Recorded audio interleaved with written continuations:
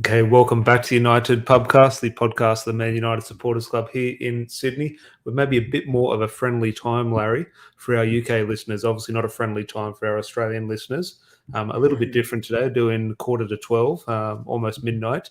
But we thought we did want to wait and hear what Ralf Rangnick had to say, because his last press conference was a sort of 30-minute football lesson. So we thought we might tune in and see what he has to say. Very exciting, looking forward to this press conference, but a little bit, what would you say, uneventful press conference? Yeah, a little bit underwhelming by Ralf Rangnick. But in saying that, he has dropped a few suggestions around players that could potentially be leaving the club. And I also got some news here that I've read. So it looks like United might have a few players leaving the club in January time. Yeah, well, this is your match preview, so obviously match preview, and we'll get into in terms of the match will go ahead in regards to Norwich's COVID situation, but it is your match preview. If you are watching on delay, please leave a like on the video and your starting 11 predictions in the comments down below. But if you are in the live chat, please do leave your comments in regards to what you think will happen this weekend. But before we get into that match and sort of Ralph's press conference, I think we might touch on a little bit of, not transfer news, but Fabrizio Romano. I haven't seen it, but you just told me in terms of Anthony Martial, there's a bit of news surrounding that. Yeah, Anthony Martial's agent, Felipe Lamboli, has come out essentially on Sky Sports not too long ago, and he says Anthony wishes to leave the club in January. He just needs to play. He doesn't want to stay in January, and I will speak to the club soon. So, I mean, what do you make of that news? Because it doesn't really strike me with any sort of shock, if I'm being honest. But the other side of you has to say, borderline, is it a little bit poor from Anthony? You'd think with a new manager coming in, maybe you should have a bit of fire under the belly and want to fight for your place. So what do you think of that? Well, yeah, no, I agree with that in terms of, maybe that should be there, but maybe what has happened is maybe he's had a conversation with Ralf Rangnick, and Ralf has said, look, you're not in my plans, and look, here we are a week ago saying he was maybe more suited to a Ralf Rangnick style than even Marcus Rashford. But he may have had a conversation. Ralf Rangnick might have looked at the contract situation, his potential game time, and said, look, if you want to stay, you can play.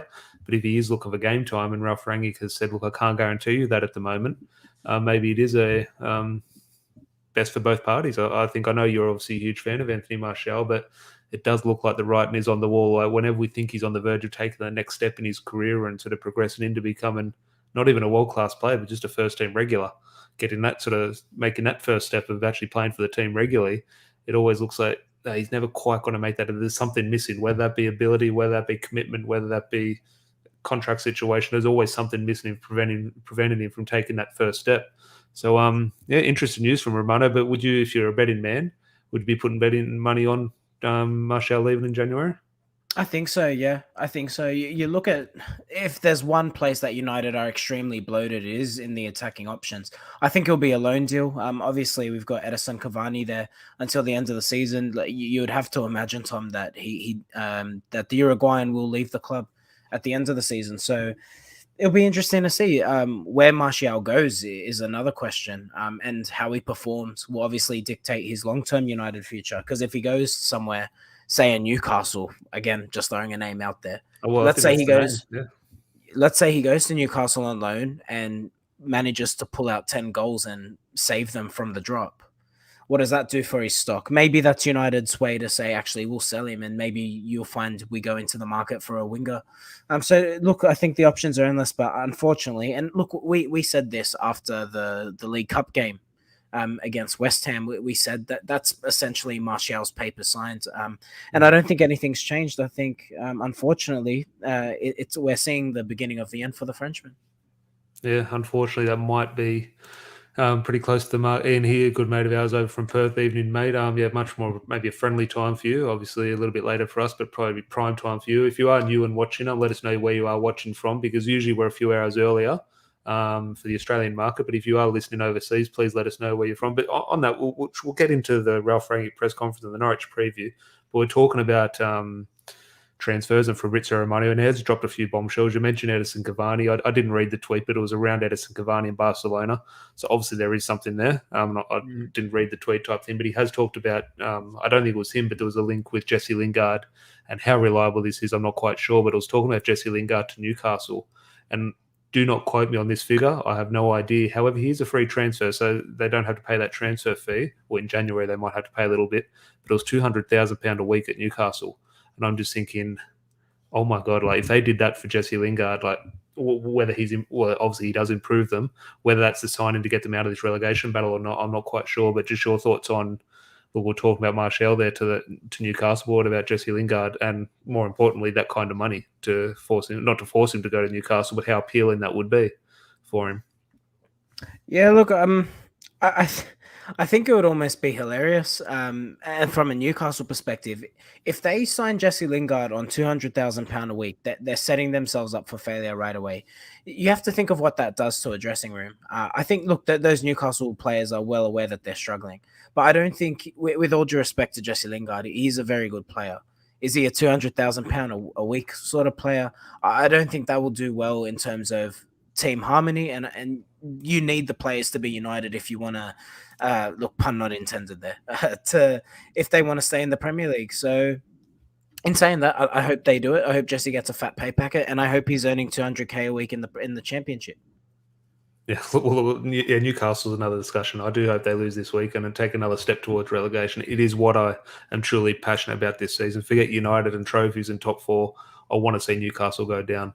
Not that I'm bitter or anything, but look, a few more on the Fabrizio Romano. He seemed to find his Twitter password in the last couple of hours, and so he's gone nuts. But this was in regards to the press conference. Ralf Rangnick was asked about it, but Paul Pogba, Mino Raiola has come out and said they have plenty of offers on the table, and one of those offers does include a contract renewal at Manchester United. Mino saying time will tell what happens. I'm not quite sure, but just your latest on the Paul Pogba situation, because Ralph was asked about it, and he said he did have a phone call with him. He's due back today or tomorrow or something in Manchester to start his sort of rehab closer to the pitch. Look, you say here, we sit here now and say, okay, get rid of him. He's going to come back in the team, have a performance with him. Hang on, we could deal with him. So just your latest thoughts on the Pogba development before it changes next week. I've stuck solid. From when I said to you, I came on here and I said, I'm done. I want him to leave the club. I'm not changing my stance, Tom. I truthfully want I want him to leave. No, it doesn't matter. He can come in and have 10 men of the match performances. I've just had it with Paul Pogba. I think that there has to come a point for the football club where you have to say, you know what, you look at 5 years, and over that period, he's spent a lot of it injured. And when he has been on the pitch, he's been inconsistent. I think you can look, he definitely hasn't been a flop by any means. But if he left United today, what would you rank him out of 10? For me, it's probably a 6. He's definitely been it's a pass mark, but it's not much more than that, is it? He hasn't been brilliant. He hasn't been putting in performances fit of a world record transfer fee for a midfield player. I look at what he's done for United. I look at how much his game has. Well, you could argue, has his game even developed? Is he a better player now than what he was when he first came to United? I'd actually argue with he's not. I actually think he's probably stayed where he was. He hasn't matured. He hasn't become a leader on the pitch. He's inconsistent. All his best performances in football have been in a France shirt, and that's with an elite squad around him and with an unbelievable midfielder in N'Golo Kante behind him doing all his donkey work. So I just say, see you later. And by the way, we haven't spoken about it. Mino Raiola's comments around Erling Haaland at Manchester United. That's enough for me to say, get rid of Paul Pogba. Stamp his papers today. Tell him he's not playing for the club again. Tell him to stay in Dubai as far as I'm concerned. Well, it's interesting in terms of you say, well, what would you rate him out of 10? I think you do have to give Paul Pogba 2 different marks. You have to give Paul Pogba the package a mark, and you probably say that's maybe a 3 or 4 out of 10. If you just look at the footballer, forget the price tag and just his sort of input on the pitch, you're probably writing about a 6 out of 10 type thing, which ultimately you think, okay, it's fair enough. Signing from Italy, okay, that's fine. But yeah, in terms of the whole package, you're probably giving a 3 or 4 out of 10. But you mentioned Haaland and Man United there in the last bit before we get into the football. The quote that I saw from Mino Raiola, which was put out on Fabrizio Romano's Twitter, was there are a lot of big clubs after him. And he mentioned all these clubs like Man City, Real Madrid, Bayern Munich, PSG, all these clubs, and didn't fail to mention Man United. Now, obviously, Manchester United are going to be interested. They're obviously going to be in close contact regarding the Haaland situation. But do you think that was... It's weird because Raiola's openly talking about Man United with Paul Pogba. But do you think Raiola in that quote is quite sort of savvy? He knows what he's doing. That's part of the negotiation tactic, leaving Man United out of the so-called big club discussion. Look, at the end of the day, I don't know what Mino's playing at there. I just think it's disrespectful. And I think it's clear that obviously Haaland won't come to Manchester United. You cannot have an agent make what benefit do those sorts of comments put if you're Manchester United, if you're the board, that doesn't inspire you to go sign Erling Haaland. You think, well, we've just danced with this devil for 5 years. We paid a world record transfer fee for a player who doesn't put in world record transfer fee performances. So we're going to go through that for another 5 years. And then when Erling Haaland signs and United only finish fourth, we're going to be hearing the same song and dance year in, year out. Just be done with this guy. Seriously, the top clubs in European football need to make a pact and say, you know what, no matter how good you are, if you're, I'm being serious. I know that sounds really Oh, stupid. no. I agree with you. It's almost a gentleman's Seriously, agreement. You can see an understanding amongst the clubs in terms of doing the right thing by seriously, football. yeah, that's it. You just make a pact and you say, no matter what happens, no matter what players he have, we make a pact. We're not signing any of his players. He'll go out of business. The players will be done with him, and that will be the end of Mino Raiola. That's seriously what needs to happen. He is a toxic manager. Unfortunately, Footballing. and not just football, but in the world, money talks, and everyone can take the high ground and say this and that, and then obviously when Mino Raiola comes down and they can see those dollar signs, it does change things. George here is saying, reckon we can use him in January as bargaining for other players. I think it's hard because his contract situation. It's hard to see players like that go in January, and especially when he can just walk out the door for free. But it was interesting. I'm not sure what the Sanchez and Mkhitaryan situation was contract wise. When they were coming out, I don't think they were at the end of their contracts. Maybe Sanchez was, but not Mkhitaryan. Yeah. George is all here saying hello. Obviously left that comment before. Hopefully it's not past your bedtime, George, but I hope you're keeping well. Si, good mate of ours, watching from Singapore. Hope you're enjoying Singapore, mate. And just last bit on here from a Mad, wouldn't deal with Mino again. As I said before, I wouldn't want Haaland at United anyway. He's a blonde hair, blue-eyed Pogba. It's a good shout. But onto the football. He's like Pogba, but taller, whiter, blonder, plays a different position. What else? Different nationality. But on that, I'm not sure. We just watched Ralf Rangnick's press conference 5 minutes ago. I'm not sure. I forget if he was asked about this, but Norwich have a little bit of a COVID issue. I think 3 or 4 of their players have COVID, and they're still awaiting some tests on a few players. I'm just thinking, fingers crossed at the moment. Look, hopefully everyone's healthy at Norwich. Hopefully nothing too serious. I'm sure it is all fine, but there's a little bit of a fear for you. It's happened at Tottenham now. I think Tottenham potentially getting their game this week postponed. I think they had their Europa Conference match postponed from memory. Someone correct me if I'm wrong, but it looks like their match against Brighton might be postponed. Starting to be a little bit concerned that this is maybe going to start creeping back into the Premier League. I don't think so.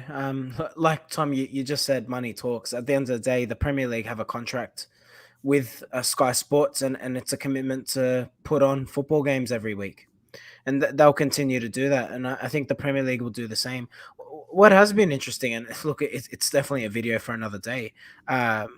Statistics will suggest that less than half of the Premier League players are vaccinated, which is really interesting if you look at what's happening around Australia with the AFL and the NRL, and they're our two biggest sporting competitions. Both organizations taking a tough stance, saying if you're not vaccinated, we'll be terminating contracts, essentially. We've just seen this week an NRL club has terminated a contract for a player who didn't even get to make an appearance for the club. So it is really interesting. And I'll be keen to see whether the Premier League look to actually mandate vaccines. Well, there's the one bit, and look, I can just see on Twitter the absolute circus that's happening in sort of government over there, and at the moment with Boris Johnson and everything. But the latest tweet I saw in regards to one of Boris Johnson's plans, which a lot of people are disappointed about over there, is in terms of big sport. It wasn't labelled sporting events, but events where there's going to be like more than 4,000 people. You'll have to show proof of double vaccination. I'm just thinking, well, Premier League players are going to be in venues that has more than 4,000 people.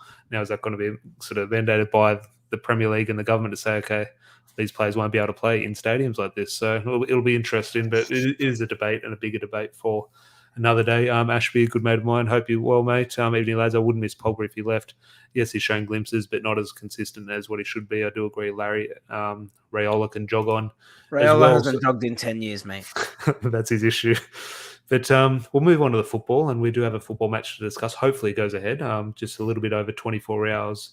24 hours? What time is it? Oh, it's a 4:30 Sunday morning game. Not good, Larry. Not good. But I will be setting the alarm because I am an idiot. But I'm just thinking football.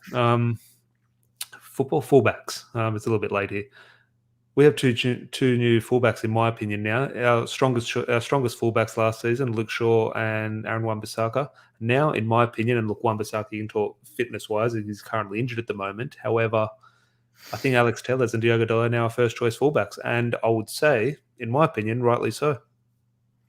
Yeah, I agree. Look, it's interesting one with Tellez particularly. I think if you look at Luke Shaw's performances last season, hell, I'll say 6 months ago. If we're having this conversation 6 months ago, we'd be saying Luke Shaw's the best fullback in Europe, irreplaceable, first name on Manchester United's team sheet, or one of at least. Now I look at it and I'm like, it's funny how the system suddenly changes your perspective. The system combined with a number of other factors. Obviously, Luke Shaw has had a poor season, whether that's a Euro hangover, whether he's just stopped caring about his diet. Look, rightly or wrongly, and it's my eyes don't lie to me. Luke Shaw looks heavier this season than he did last season. I think that's definitely evident. And look, unfortunately, with the Englishman, he seems to be that sort of player, Tommy. He just seems to need competition. The second he feels his first choice, he dips right off. And unfortunately for Luke Shaw, this system suits Tellez. We discussed it on here. He's a better technical footballer than Luke Shaw. He's got a better delivery than Luke Shaw. And you look at the way Rangnick wants to play with these fullbacks that are essentially hugging the touchline. I think it'll be very difficult for both Shaw and Wan-Bissaka particularly to get back into the side. I think Wan-Bissaka is the one who should really be fearing for his spot. What did you make of, I think who was in the comment? I think it might have been Ahmad who's with us in the comments tonight, the mate of ours. He made the point on the last stream we did, we're talking about weighing up the balances between an attacking fullback and a defensive fullback, and okay, how much do you need a fullback to defend and how much do you need their attacking qualities? And he made the point, which was completely right, saying Trent Alexander-Arnold can't defend. Now, obviously he can defend, but we use that as a stick to beat him with because he is so attack-minded. And saying he's the first name on Liverpool's team sheet, he's almost their most important player. So in terms of, we do know how we want to play under Ralf Rangnick, but how do you balance up the, okay, yes, Delot's a better footballer than Wan-Bissaka, Tellez is a better player than Luke Shaw. We understand that, but when you're picking a team, you're the manager. How are you weighing up that balance? Yes, we do want to go on the front foot and play football, but at the end of the day, there are two sides of the game, and half the time we're going to spend defending. Yeah, it's an interesting one. I watched the review you did with George, and I have to say, I saw George's comments around, he feels Aaron Wan-Bissaka is the better choice because it's easier to teach a player how to do a 5-yard pass rather than to teach Dalot how to defend. I actually disagree with that completely. I'd actually go the other way. I think if you're a technical footballer, that's God-given talent that you just can't teach. Unfortunately, well, you're not teaching someone now the technique to pass the ball. Yeah, so you're teaching them the intelligence on where to be. 100%. Whereas I think when you're defending, that is something that definitely can be taught. I think that if you look at Ashley Young, for example, he started his career as a winger, even played as a striker at times for Aston Villa. He finished his career in a defensive position for Manchester United, and he was effective at it too. He wasn't poor. Antonio Valencia at one point, we were having an argument to say whether he was the best right back in Europe. So it definitely can be taught defensively, the defensive side of the game. I think with Diogo Dalot, look, the attacking aspect to his game has never been challenged. It's whether he can just be solid enough defensively. Tom, one of my favorite fullbacks at Manchester United was Rafael da Silva. He wasn't a good defender. He was our greatest ever fullback, I can guarantee it. Not one of my favourites. He was unbelievable. The biggest mistake Louis van Gaal did, and Louis van Gaal made a lot of mistakes, the biggest mistake he did was selling Rafael. And I'm not saying Rafael because now he's probably sort of mid-30s. He wouldn't be our fullback now, but he should have been our fullback from well into Solskjaer's reign, in my opinion. I agree with you. And the thing with Rafael da Silva, though, not the most natural defender I've ever seen. Very attacking-minded fullback as well. But he put a shift in, he put a tackle in, and sometimes he got a red card. But in saying that, he was brilliant.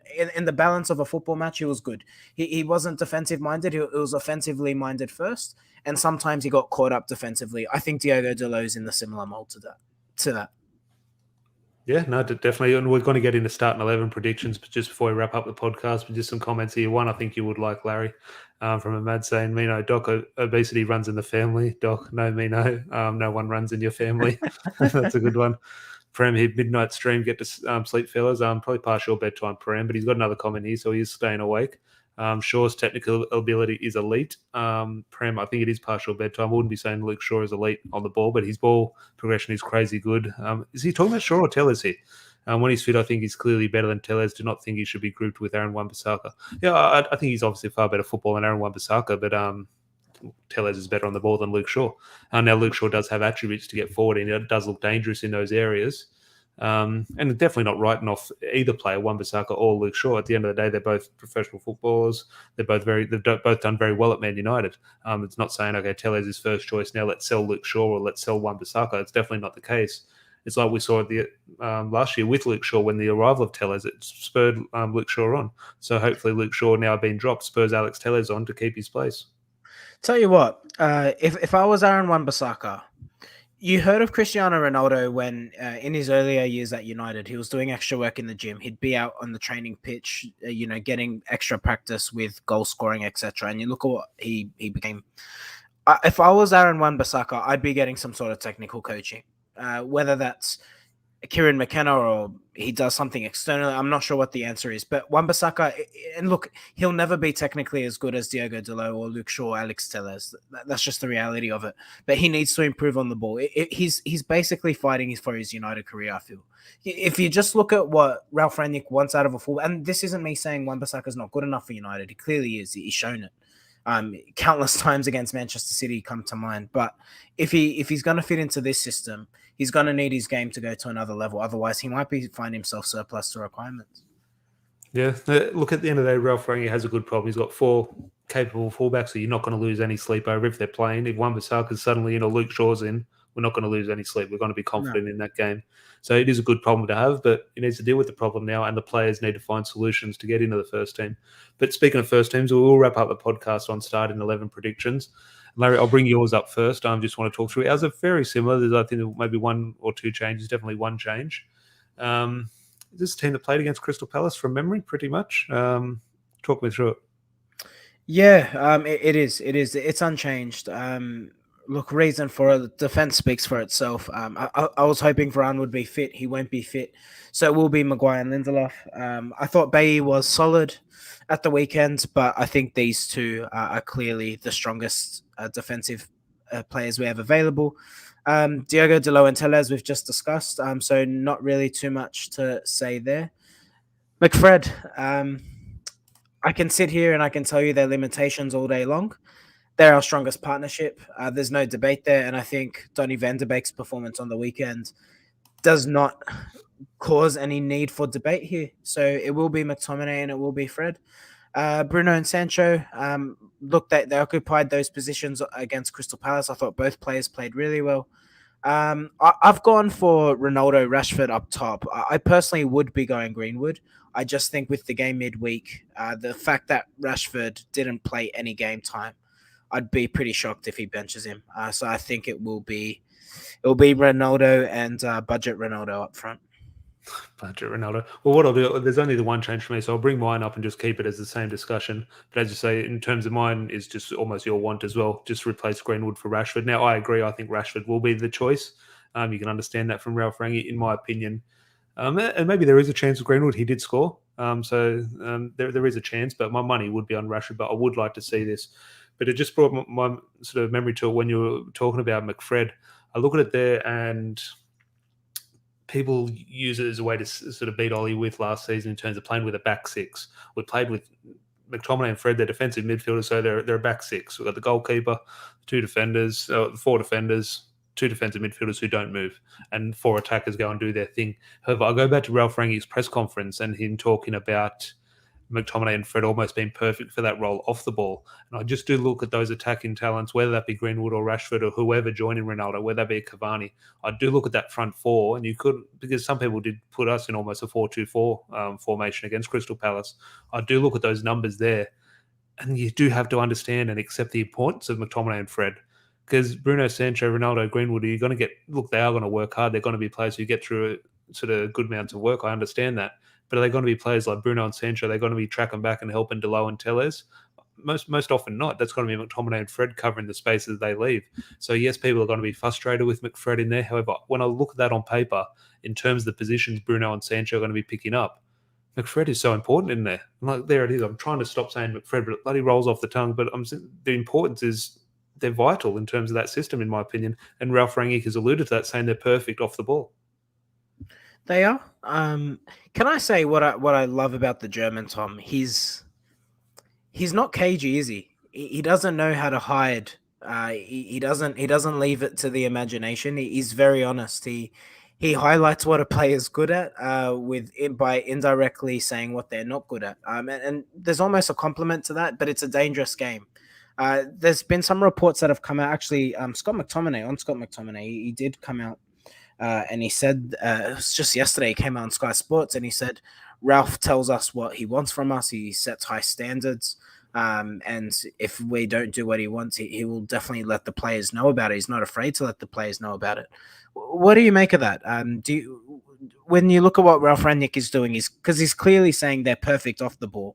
He's basically saying he acknowledges their limitations on it.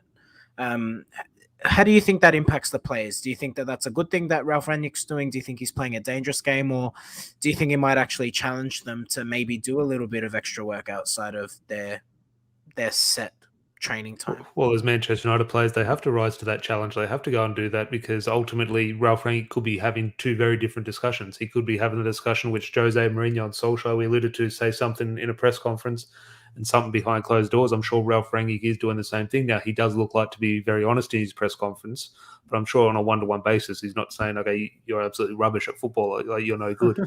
you only have one side of the game. I'm sure he is a lot more careful and sort of level-headed about it, but there is that part of it. Scott McTominay got pelters, as he usually does. He gets it for breathing at the moment, but for that interview, in terms of a lot of people were saying he had a weak mentality in terms of the way he answered the question. There was one where the interviewer asked about square passes and saying Ralf Rangnick said you played too many square passes, and McTominay stopped the reporter and said, no, he said I played one bad square pass.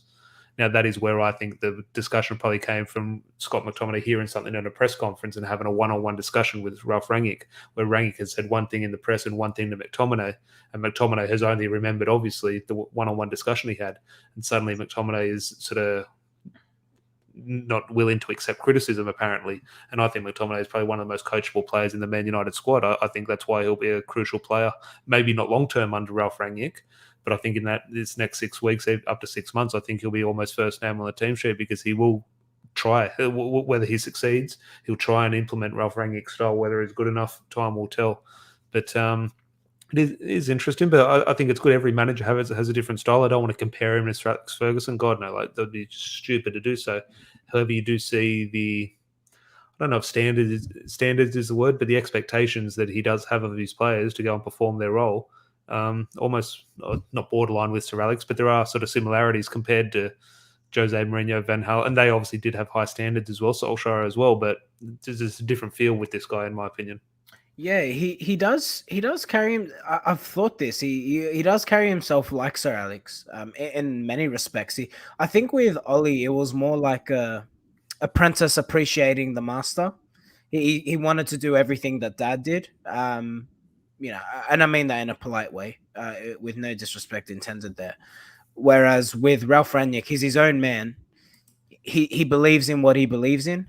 His system is something that he wants. He truthfully says, and he's said in his press conferences, I will teach these players if they believe in my system. I need them to believe in me. Come on the journey with me, and we'll get good results.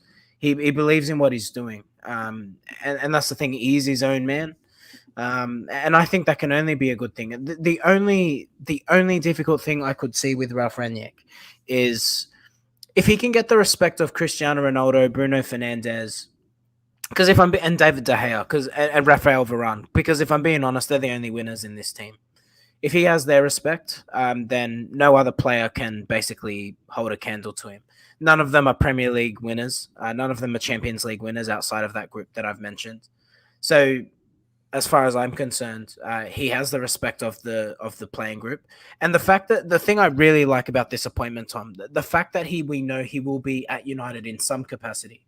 Beyond this initial 6-month term, he will have the ability to say, if a player doesn't want to pull their finger out, they'll be gone. Would you, and I agree, but would you like, just before we wrap up, would you like to be that to sort of be clarified and put in cement what's happening?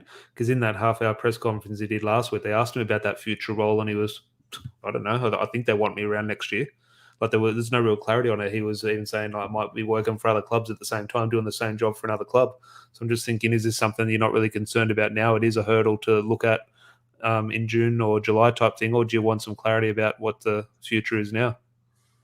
I'm not too concerned, to be honest. Look, I think obviously there is some sort of agreement in place. Look, he's clearly agreed that there's something in his contract, I imagine, that says, if you are not, should you not be appointed as the football manager of Manchester United, you'll go into some sort of sporting consultancy role. So, no, I don't think it's a concern. I think it's fluid, and I think that that's a good thing. If United don't, pull any branches down, then he goes into what he's good at, and that's building a football club, that's putting in recruitment, an effective recruitment process, an effective football program. If he goes great, then I could see him like Sir Alex Ferguson. Actually, maybe we save big bucks. Maybe we save money. We don't need that sporting director role. You get Ralf Rangnick looking over the whole football department while he's the manager. So look, I think either way it's win-win. We'll see how we go. Look, I hope he does well. If we end up doing amazing things this season, or let me flip it the other way, if he gets appointed as the permanent manager of Manchester United, imagine what our season's going to look like by the end of it. He would have had to done something miraculous. So good luck to him. Yeah, no, completely. Well, I haven't thought, or I have thought about it, but when you envisage that in terms of, if he actually does get the job, because they'll be hesitant to give him the full-time job after what happened with Ole Gunnar Solskjaer after that good run. So it takes something big. So I don't think top four will get him the job. I think he'll need to win a trophy. Well, that's what I mean, which is the exciting thing, but that is a debate for bloody May. That's a while away. But as the match is almost 24 hours away, Larry, quick score prediction before we do go. Let's say the match is going to go ahead, fingers crossed. The COVID situation at Norwich doesn't impact the game, but confident? Well, look, confident going into a match against Norwich. Manchester United, sadly, in recent weeks we play wouldn't be, but with the new manager in charge and a little bit of a bounce, I can say I'm confident in saying I'm confident. It's a team with low confidence. They're conceding a lot of goals. You could almost say I'm talking about Manchester United right now. I think they're off the bottom. I'm not sure. I think Newcastle on the bottom now. I forget. Oh, good question. Let's bring up the table. Give me 2 seconds. Well, obviously, just as you look at that, a few people have mentioned Brandon Williams. Obviously, Brandon Williams will be not cup tied. He just won't be eligible in regards to his loan agreement. But Brandon Williams is another element of the fullback debate. Nope, they sit pretty at the bottom, Norwich. Okay, so I'm confident going to the team coming last in the Premier League. I'm confident Man United can get a win. Look, Ronaldo's in the team. You back Ronaldo to score. If DALOT or Tell has a whipping in crosses, you can see Ronaldo. I'll say 3-0 United. Look, Tim Krul will save a penalty. That'll happen. I have no doubt, whether that be against Ronaldo or Bruno Fernandes, he will save a penalty. It'll likely get retaken, and he'll save the second one. That is what Tim Krul does against Manchester United. But 3-0 to United. Look, I think that's a big thing for me. A clean sheet. I'd love us to see a clean sheet, and obviously with our attacking talent, if we do get a clean sheet, you do expect us to win the game. George here, just before wrapping up, he thinks 3-0 as well. So I do like the optimism, because if this they do play with a back five, that is worth noting. Like, could they potentially frustrate United? That's what I wonder with. But you know what? I actually like that. Given that we'll be playing with a 2-striker system, it's the best way to counter a back five. So tell you what I'm starting to look at now. You mentioned Varane earlier in the podcast. Okay, next week we'll be able to talk about Varane in sort of starting 11 predictions, because he is close to being back. But in this 2-striker system, if this is the way forward, in terms of needing someone to help Ronaldo with the extra bit of legs, Edison Cavani up front. We've talked about how I can get Ronaldo and Cavani into the same team. That's an exciting way to do it, because I think Cavani up there with Ronaldo in this system. On paper, obviously it's very different on grass, but I think on paper it sort of does work a treat. Ashby, I'll just take the 3 points. Don't care how we get them. We'll definitely completely agree. I'll take a 1-0 own goal off Tim Krul. But Larry, always a pleasure. It is 12:15 in the morning. We need to get a little bit of sleep before the all-nighter tomorrow night. But hopefully everyone, thank you everyone in Australia who has stayed up to watch us. If you are watching on delay, please leave your starting 11 predictions or any comments in the comment section below. That would be great. And Larry, we will join the listeners again. When's the game? Sunday. So Sunday night Australian time. And I think the Champions League draw is Monday. So obviously maybe do a stream for that as well, if it's a friendly kickoff time for Australia. But that'll be interesting to see. Man United get drawn. Can't wait to draw PSG. Yep. And Manchester City get Charlton Athletic. But we'll obviously tune into that on Monday and Sunday for the match review against Norwich. Hopefully 3 points. But as I said, hopefully everyone did enjoy the video. Please like it if so. And we'll chat to you over the weekend. Cheers.